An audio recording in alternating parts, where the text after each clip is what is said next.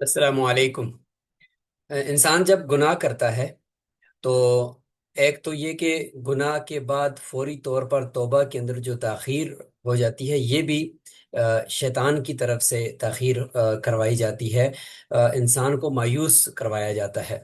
پہلے گناہ کے اوپر ابھارتا ہے، نفس امارہ۔ اس کے بعد پھر جب توبہ کا ٹائم آتا ہے تو توبہ بھی نہیں کرنے دیتا، مایوس کروا دیتا ہے۔ جیسے کہ کہتا ہے کہ اب تو اتنا بڑا گناہ تو بار بار کر چکا ہے، دسیوں مرتبہ توبہ کر چکا ہے، دسیوں مرتبہ اس گناہ کو کر چکا ہے، اب آپ کو اس گناہ سے توبہ کرنے کی کیا ضرورت ہے، کل پھر کر لو گے۔ تو ایسے موقع پہ بھی شیطان جو ہے نا انسان کو توبہ میں تاخیر کرواتا ہے۔ اور خدا نخواستہ ایسے ہی موقع کے اوپر اگر موت آ جاتی ہے تو موت جو ہے وہ گناہ کے اوپر آئے گی، یعنی اس سے پہلے توبہ نہیں ہے بلکہ اس سے پہلے آخری عمل گناہ کا ہوتا ہے۔ تو انسان کو وہ برباد کر دیتا ہے۔ تو اس لیے یہاں ایک تو اس قرآن مجید کے آج 24ویں پارے کے اندر سورہ زمر میں ایک آیت ہے جو کہ ہم ہر وقت سنتے رہتے ہیں: قل یا عبادی الذین اسرفوا علی انفسہم لا تقنطوا من رحمت اللہ، کہ میرے بندوں سے یہ کہہ دیجئے کہ اے میرے بندوں جنہوں نے اپنے جانوں پر ظلم کر دیا ہے، اب وہ اللہ کی رحمت سے مایوس نہ ہو جائیں۔ اور پھر فرمایا کہ اگر آپ علماء نے لکھا ہے کہ اگر آپ گناہ سے توبہ کر لیتے ہو تو اس کے بعد پھر آپ اس گناہ کو یاد بھی نہیں کرو، کیونکہ بار بار اگر اس کو یاد کر کے پھر آپ پریشان ہو رہے تو اس کا مطلب یہ کہ آپ کو ابھی تک شک ہے کہ پتہ نہیں وہ میری توبہ قبول ہوئی ہے یا نہیں ہوئی۔ اس لیے توبہ کو یقین کے ساتھ اور تین شرائط کے ساتھ کہ ایک مرتبہ اس گناہ سے فوری طور پہ ہٹ جانا پیچھے، اور دل میں ندامت ہو اور آئندہ نہ کرنے کا پختہ عزم ہو، ان تین شرطوں کے ساتھ اگر آپ توبہ کر لیتے ہیں تو پھر اس کے بعد اگر وہ گناہ دوبارہ ہو گیا تو دوبارہ اس طرح کی توبہ ہو، لیکن آپ کے ارادے میں تو نہیں تھا کہ میں دوبارہ کروں گا، تو یہ توبہ قبول ہے۔ اللہ تعالیٰ کی طرف سے یہ توبہ قبول ہے۔ توبہ کی توفیق ہو جانا یہ توبہ کی قبولیت کی بھی علامت ہوتی ہے۔ تو اس لیے آج کے اس پارے کے اندر ہم اس کو دیکھیں گے۔ پھر جنتیوں اور جہنمیوں کو جو جنت اور جہنم کی طرف لے جایا جائے گا اس کا پورا ایک منظر آج کے اس پارے کے اندر ہے۔ پھر سورہ مومن کے اندر ایک مرد مومن، مرد اہن، وہ فرعون کے سامنے کھڑے ہو کر حق کو بیان کر رہا ہے، حضرت موسیٰ علیہ السلام کا دفاع کر رہا ہے۔ اسی طریقے سے سورہ فصلت کے اندر یعنی حامیم سجدہ کے اندر اللہ تعالیٰ فرماتے ہیں کہ اگر کوئی آپ کو برا کہے تو اس کی اس کے سامنے اس کو برا بھی نہیں کہو بلکہ اس کے ساتھ مزید اچھائی کرو، تو وہ جو دشمن ہے آپ کا وہ آپ کا دوست بن جائے گا۔ تو اس کا پورا ایک طریقہ اور حسن کلام کا پورا ایک ضابطہ اللہ تعالیٰ نے سورہ فصلت کے اندر بتایا ہے۔ تو چلیں ہم مختصر سی سلائڈ دیکھتے ہیں، آج کی سلائڈ بہت اہم ہے۔ شور باطل میں جرت حق، یہ تھیم ہے کیونکہ سب سے اہم واقعہ سورہ مومن کے اندر ہے کہ ایک مرد مومن نے فرعون کے سامنے جو حق کو بیان کیا اس کا واقعہ۔ تو 24ویں پارے کا جامع پیغام اور جدید دور میں اس کا عملی اطلاق: باطل کا شور بمقابلہ مومن کا سکون۔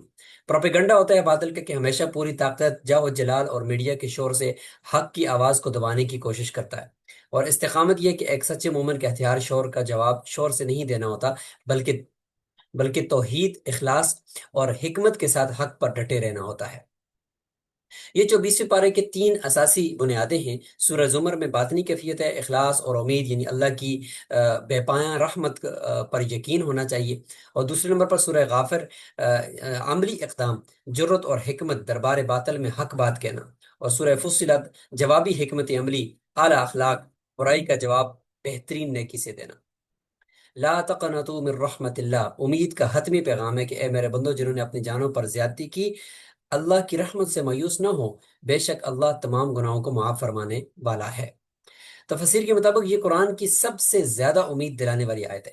سچی توبہ انسان کو ہر قسم کی مایوسی سے نکال کر روحانی سکون عطا کرتی ہے۔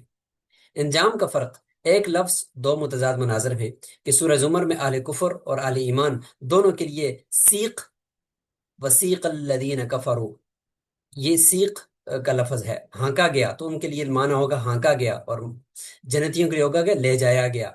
لیکن اس کی کیفیت مختلف ہوگی۔ اہل کفر کو انہیں ذلت اور سختی کے ساتھ قیدیوں کی طرح گروہ در گروہ بیڑیوں کے اندر جکڑ کر جہنم کی طرف ہانک کر لے جایا جائے گا، جبکہ اہل ایمان انہیں عزت و اکرام کے ساتھ شاہی اور معزز مہمانوں کی طرح سواریوں پر بٹھا کر جنت کی طرف لے جایا جائے گا۔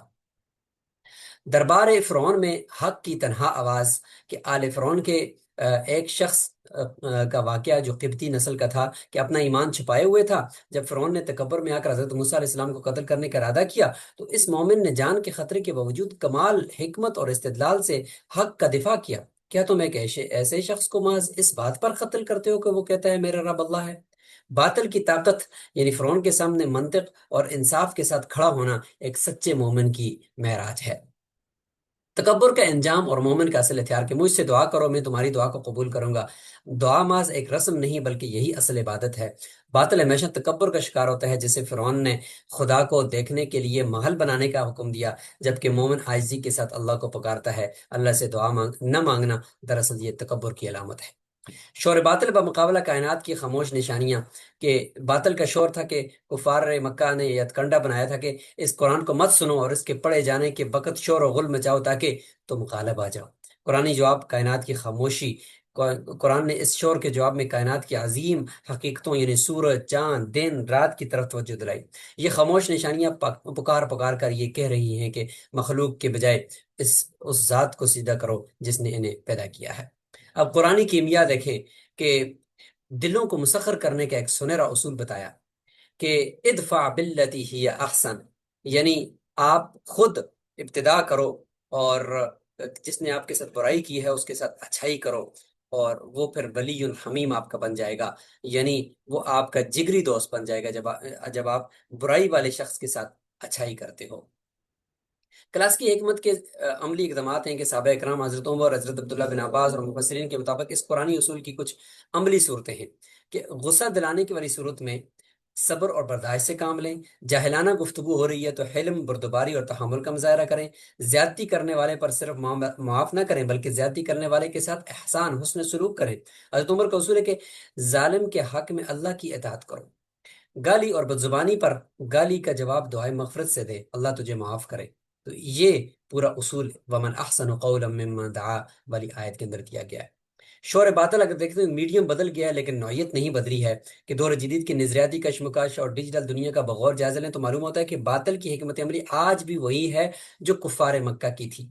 کلاسیکی دور میں یہ تھا کہ فرعونیت زدہ دربار تھا اور کفار کا شور تھا، اور آج دیکھیں ڈیجیٹل دور ہے، سوشل میڈیا ہے، ڈس انفارمیشن ہے اور ٹرولنگ ہے۔ میڈیم جو ہے وہ بدلا ہے، لیکن مومن کو آج بھی اسی جرت، استقامت اور اعلی اخلاق کی سوشل میڈیا پہ ضرورت ہوگی۔ جدید اطلاق کی اشتعال انگیزی، ٹرولنگ کے اخلاق خلاف جو ہے وہ ڈیجیٹل دہال کہ اصول یہ ہوگا کہ الصبر عند الغضب، کہ غصے کے وقت صبر۔ سوشل میڈیا پہ اکثر لوگوں کا مقصد محض اشتعال دلانا ہوتا ہے، کسی بھی اشتعال انگیز پوسٹ، جھوٹی خبر، تضحیک امیز تبصرے کا فوراً غصے میں آ کر جواب بالکل نہیں دینا چاہیے۔ اپنے اعصاب پر قابو رکھنا اور جوابی غصے سے پرہیز کرنا نظریاتی جنگ کی یہ پہلی سیڑھی ہے۔ جدید اطلاق یہ کہ دلیل سے دل جیتنا، بحث نہیں کرنی، الحلم عند الجہل، جہل کے مقابلے میں بردباری ہے، جاہلانہ تبصرہ نہیں کرنا، باوقار اور مدلل جوابی عمل، ہزاروں خاموش قارئین پر مثبت اثرات۔ انٹرنیٹ کی جاہلانہ بحثوں میں الجھنے کے بجائے باوقار انداز اپنائیں۔ آپ کا ہدف گالی دینے والا ٹرول نہیں بلکہ وہ خاموش قارئین ہیں جو آپ کی گفتگو کا شائستہ انداز دیکھ کر آپ کے نظریے کے حامی بن سکتے ہیں۔ جدید اطلاق نمبر 3 یہ کہ حتمی دفاع اور ڈیجیٹل ڈیٹا، وَإِمَّا يَنزَغَنَّكَ مِنَ الشَّيْطَانِ نَزْغٌ، یعنی شیطانی اکساہٹ سے پناہ۔ سوشل میڈیا انسان کی جو انا ہے یعنی ایگو، اس کو ابھارتا ہے۔ آن لائن بحث میں گالی کا جواب گالی سے دینے کی خواہش دراصل ایک شیطانی وسوسہ ہے۔ جب بھی کوئی بحث انا کا مسئلہ بننے لگے، اللہ کی پناہ یعنی اعوذ باللہ مانگے اور خود کو اس زہریلے ماحول یعنی اس ٹاکسس انوائرمنٹ سے فوری طور پر الگ ڈسکنیکٹ کر لیں۔ ذو حظ عظیم، بڑے نصیب والوں کا مقام، یعنی برائی کا جواب بہترین نیکی سے دینے کا یہ ڈیجیٹل ضبط، اعلیٰ ظرفی، ہر کسی کے بس کی بات نہیں۔ قرآن کے مطابق یہ مقام صرف ان لوگوں کو نصیب ہوتا ہے جو غصے کو پینے والے، سخت صبر اور اللہ کے ہاں بڑے نصیب والے ہیں، سخت صابر ہیں۔ آج کے شور باطل اور پروپیگنڈے کے دور میں ایک سچے مومن کا سب سے بڑا اور کارگر ہتھیار اس کا بے داغ ڈیجیٹل اخلاق ہو سکتا ہے۔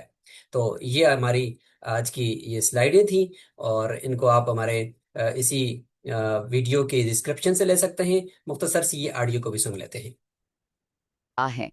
یہ حصہ ہمیں سکھاتا ہے آج کے اس فوری جائزے میں ہم قرآن مجید کے 24ویں پارے کے ان اہم پیغامات کو سمجھیں گے جو ہمارے لیے مشعل راہ ہیں۔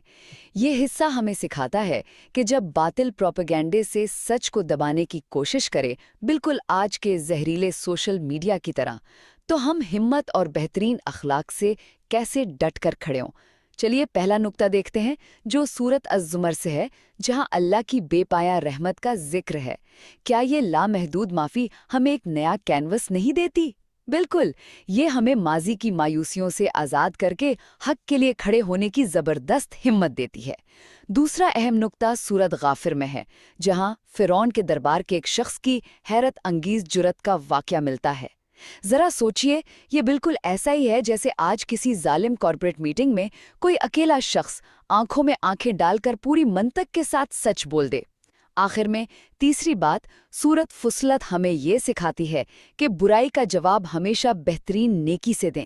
سچائی کو دبانے کا پرانا شور دراصل آج کی آن لائن ٹرولنگ اور اشتعال انگیزی ہے۔ ایسے میں ٹرولز کو مسکرا کر نظر انداز کرنا ہماری اصل ڈیجیٹل سپر پاور ہے، کیونکہ ہمارا مقصد بحث جیتنا نہیں، دل جیتنا ہے۔ غرض یہ کہ آپ باطل کے شور کو کبھی چیخ پکار سے نہیں، بلکہ صرف اپنی مستقل مزاجی اور اعلیٰ اخلاق کی طاقت سے ہی ہرا سکتے ہیں۔ بہت خوب۔